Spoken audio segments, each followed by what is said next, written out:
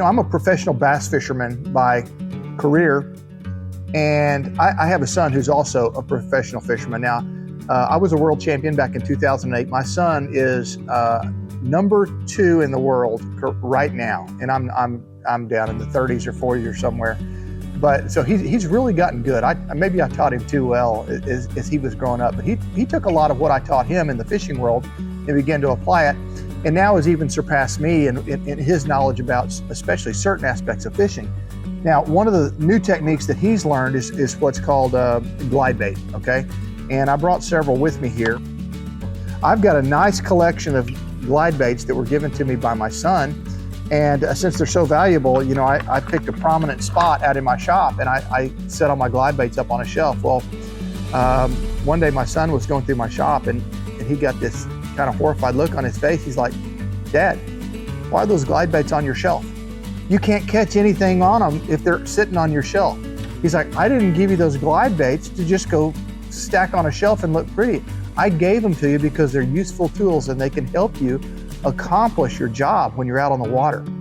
And boy, that really kind of hit me hard, because I think a lot of times it's easy in our lives to take spiritual principles from God's Word, and we think it sounds really neat and it makes sense to us, but we just kind of put it on a shelf in our brain, and we never really pull it out, and we never put it to use. The first time I had a mentor who discipled me was actually in high school, and it was a guy named Tim Savage. He was a student at Dallas Theological Seminary. And I didn't even know the word discipleship then, and he never used the word.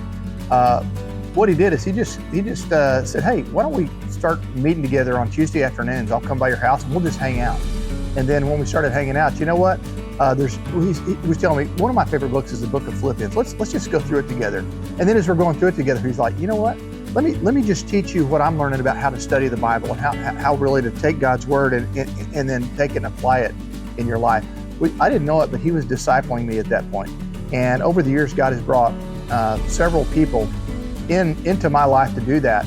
That's what life-giving discipleship is helping me do now, is take some of those tools that maybe I've had for a long time on a theological, doctrinal shelf in my brain somewhere, and say, you know what, there's really a use, there's an application for those. And to then have men walk beside me and say, you know what, I've lived through that same situation.